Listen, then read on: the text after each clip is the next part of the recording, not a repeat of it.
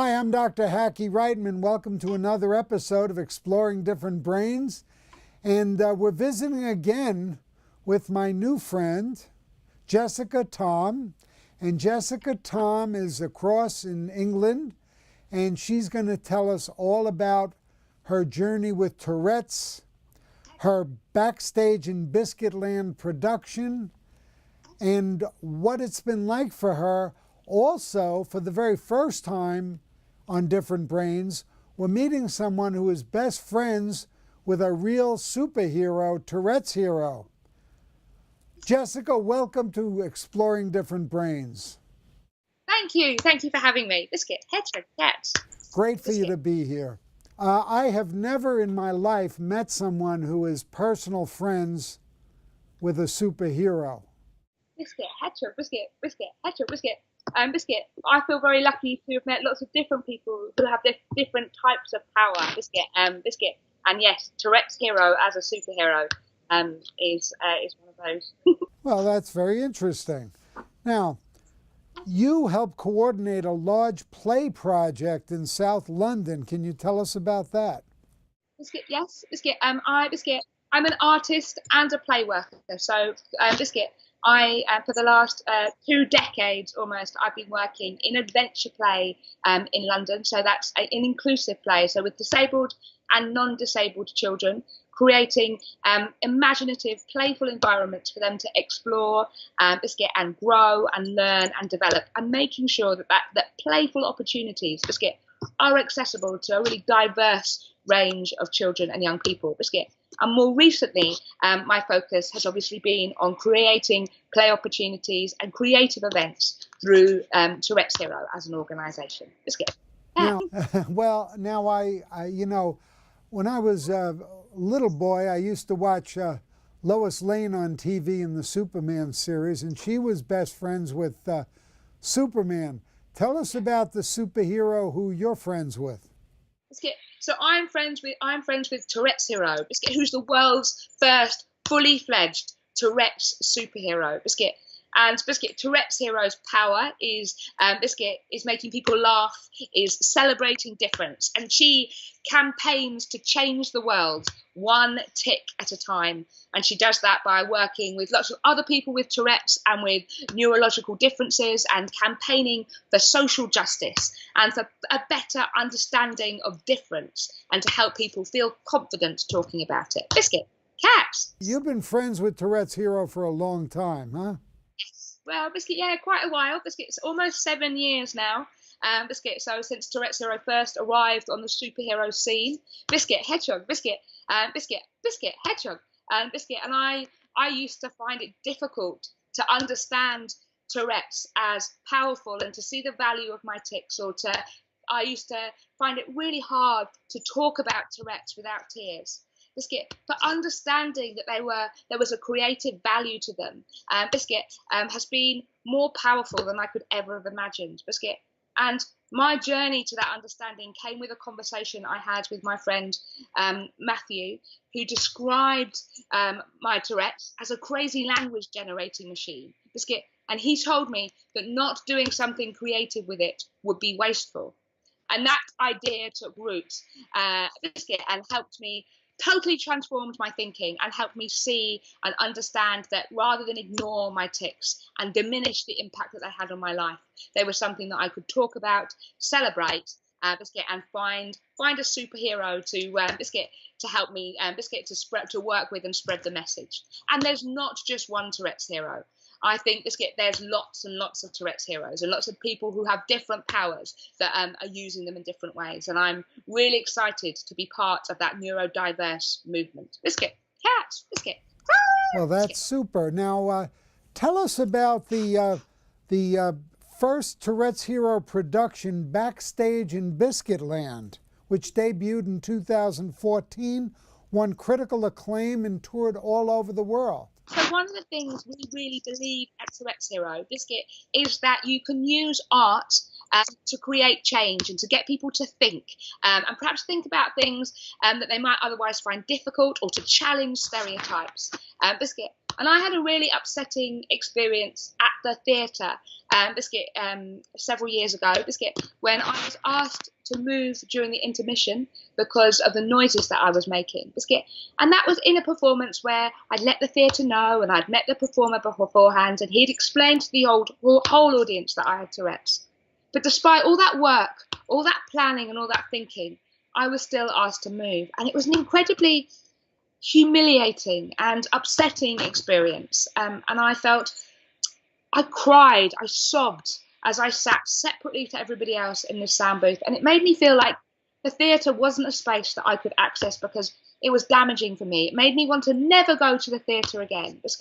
But rather than doing that, I was supported to see that there was a different way. And instead, I found the only seat in the house I wouldn't be asked to leave on the stage. And we created a show called Backstage in Biscuitland, which shares my journey with Tourette, which brings the surreal world of Biscuitland, which is the world that Tourette's creates around me, to life. And most importantly, shares the idea that if you make art and theatre inclusive, you make it better. You make it better art. You make it more interesting. You make it richer, and you make it more dynamic. Hedgehog, cats. You make it just another diversity, don't you? Except it's a diversity that comes, as do most diversities, with some kind of gift.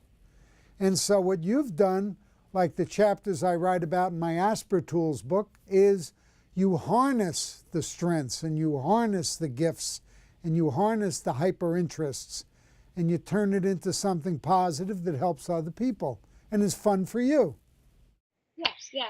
And I think, importantly for me, what Touretteshero and performing has helped me do, and writing, because I write every day almost every day on a daily blog.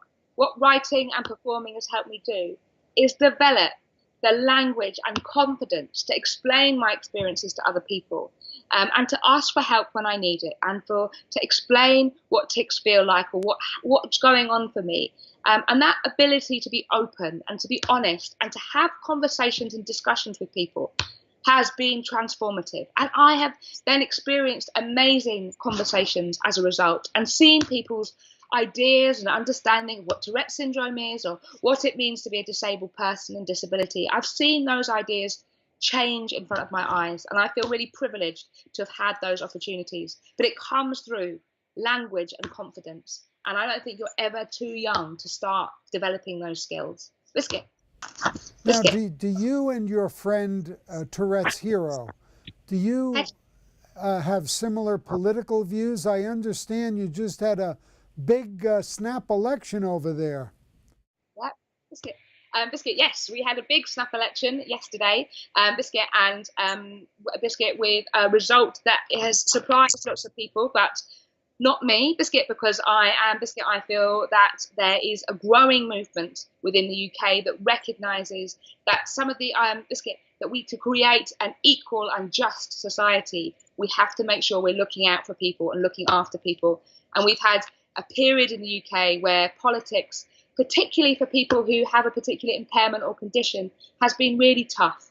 Lots of people have, lots of really important equalising schemes have been undermined. I am able to work full time. I'm able to make a contribution to my society because I have the right support.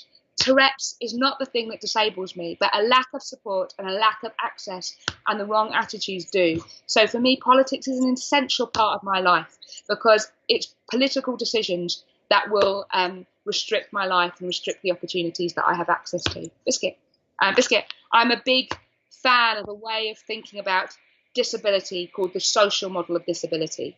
Biscuit, and the social model of disability has had such a big impact on me, because it understands that people aren't disabled by their impairments. It's normal to have bodies and minds that work differently. People are disabled by environments, attitudes, and systems that don't consider difference in how they're set up. But the really exciting thing about that is that just by thinking about difference and thinking about different types of people, we can create less disabling spaces. Biscuit, hedgehog, Biscuit. Cat. What projects are you currently working on? I'm working on a really exciting new project, which is very different from Backstage and Biscuit Land, but it's another big theatre production. And we are going to be doing a neurodiverse Biscuit presentation of a short play by a playwright called Samuel Beckett. And Samuel Beckett wrote lots of plays in the sort of 60s and 70s, and is a very well-respected playwright. And he wrote a play called Not I, which is about a disembodied mouth in a dark room, Biscuit doing a very fast monologue. And it's a woman telling the story of her life. And it's very clear to me from the text and what she says in her story that she's a neurodiverse character. She has these sudden outpourings of language that she can't control. She's largely doesn't use spoken communication for most of her life. And so we are claiming the character of Mouth as neurodiverse and understanding her experiences from that perspective. So yeah, that's another big theatre project that we're going to take to the Edinburgh Fringe this year. And excitingly, all the shows that we're going to be make will be relaxed performances. And relaxed performances are performances that offer a really warm welcome to everybody, including people, Biscuit, who might find the usual conventions of theatre etiquette difficult to follow. So that could include people who make noises, Biscuit, like me, who have Tourette's, people with dementia, people with a learning or intellectual disability, people with anxiety or an autistic spectrum condition. Biscuit, relaxed performances and movement within British theatre to create more inclusive cultural spaces. Biscuit. How do people who want to know more about you, and also your friend, the Tourette's hero, and you, Jessica Thom, how do they find out more about you? Biscuit. Well, they can visit our website, touretteshero.com, Biscuit, which has over 6,000 funny tics they can browse. It has a gallery of tick-inspired art, and it has over 6 years of writing about a blog about Tourette, my experiences living with the condition. There's also ways to get involved with Touretteshero through there. Biscuit, you can also follow us on social media. Biscuit, you can follow us on social media. I share a tick each day as my daily outburst on Facebook and Twitter. So look out for #DailyOutburst for a real Tourette tick every day. Biscuit. Cats. Now, I think I saw your TED Talk. Did you give a TED Talk? Tell us about that. Biscuit, I gave a TED Talk in 2013 at the Royal Albert Hall in London. And it was one of the most simultaneously thrilling and terrifying experiences of my life to date. It was to 4,000 people in this incredibly vast space, Biscuit. Luckily, having Tourette's, I don't need to worry about awkward silences, Biscuit, because if I forget my words, Biscuit, there's always Biscuit. Cats. Well, I think you did very well in that talk. I enjoyed it immensely. Now, is the Backstage in Biscuit Land still playing? Biscuit, it's going to be coming to Portland and Vermont in 2018, in spring 2018. So look out for us in Portland and Vermont in 2018, Biscuit. But we are mainly concentrating on other theatrical and creative projects at the moment, Biscuit. But I'm sure Biscuit Land will be back. Jessica Thom, it's been a pleasure speaking with you yet again. And we hope we'll be in touch, and we hope that you'll be part of our different brains here, because you're inspirational, you're educational, you're friends with the superhero Tourette's hero, and you've taught us so much about Tourette's and neurodiversity in general. You're an inspiration. Thank you so much. Thank you, Biscuit.